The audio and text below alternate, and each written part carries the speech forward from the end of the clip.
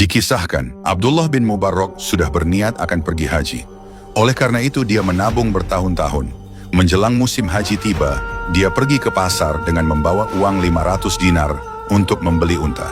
Sayang, uang sebanyak itu tidak cukup untuk membeli seekor unta. Maka dia pulang lagi ke rumah. Di tengah perjalanan pulang, Abdullah bin Mubarak melihat ada seorang wanita sedang membersihkan bulu ayam di tempat sampah.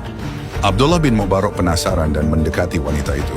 Ketika tahu bahwa ada orang yang mendekatinya, wanita itu membelakangi Abdullah. Abdullah pun semakin penasaran. Dia terperanjat.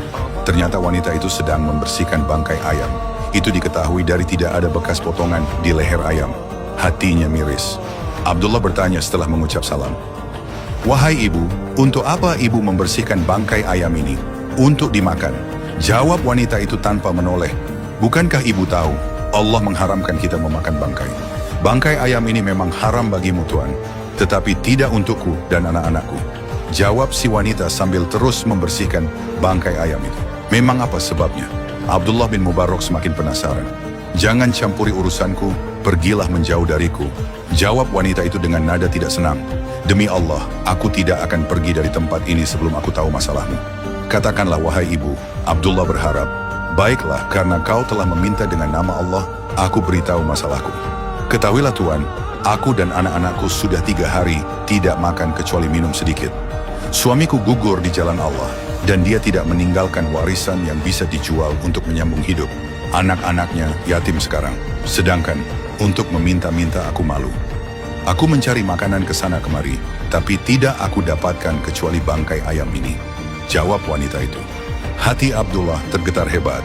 Air matanya deras membasahi pipinya. Pandangannya menjadi kabur dan seluruh persendiannya menjadi terasa lemas. Dia benar-benar merasa sangat berdosa jika membiarkan wanita itu dan anak-anaknya memakan bangkai ayam. Lalu sambil menunduk, dia berkata dalam hati, "Wahai Ibnu Mubarak, haji apakah yang lebih mabrur daripada menolong ibu ini dan anak-anaknya?"